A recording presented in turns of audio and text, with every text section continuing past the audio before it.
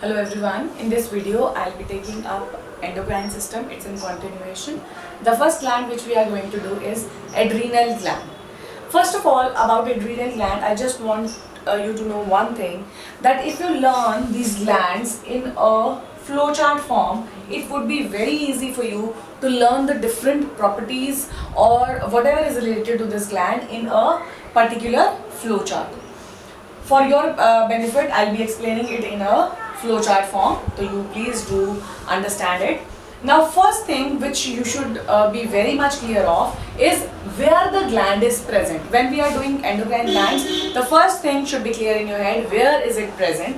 Adrenal glands are just cap-like structures which are present over the kidney of an individual. If I make a full diagram, how would it look? Suppose this is the kidney of an individual. So the adrenal glands are just like a cap present over it.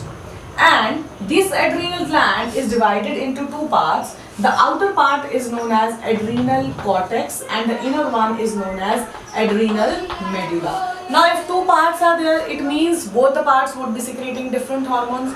We'll be doing it like that only. Adrenal gland, first of all, structure and presence. Presence, I have told you, it is a cap-like structure. Structure, it's a cap-like structure. Where is it present? It is present over the kidney. Has two parts, adrenal cortex and adrenal medulla. Now, adrenal gland, adrenal cortex, adrenal medulla. The hormone secreted by adrenal cortex is cortisone hormone. The hormone secreted by adrenal cortex is cortisone hormone. Now its function, you can write the function here in a bracket so that it is easy for you to learn. Like cortisone, what is its function? It controls the mineral concentration of body. This is the function of cortisone. Then if cortisone is secreted less in the body, hyposecretion of cortisone would lead to a disease known as Addison's syndrome. And if it is secreted more in the body, that is the hypersecretion of cortisone hormone would lead to Cushing's syndrome.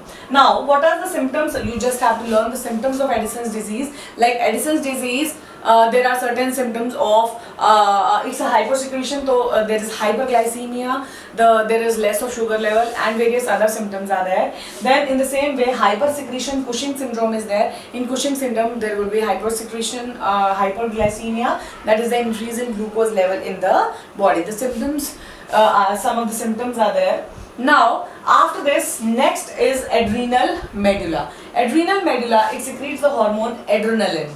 Adrenaline hormone, I'll write the function here. You can also write, if you are making this format, you can easily write the functions underneath the hormone. Adrenaline hormone, it controls the body in emergency situations.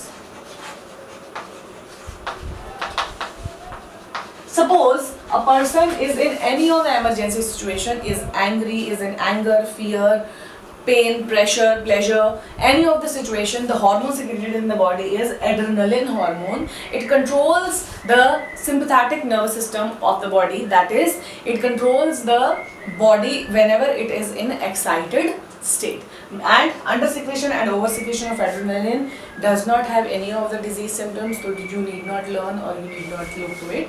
Now I have explained it in a flowchart form. I'll be very much happy that if you learn it in flowchart form also, you can learn it as flowchart so that it becomes easy for you. Thank you.